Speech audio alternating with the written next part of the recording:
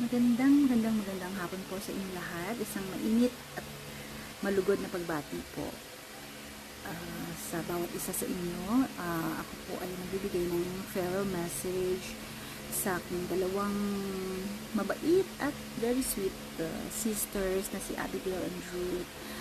Wish you all the best, Abby and Ruth. I hope you will find good friends there kung saan kayo pupunta, and mag-iingat kayo palagi, magtinginan kayong dalawa at mag-iingat, and best of luck.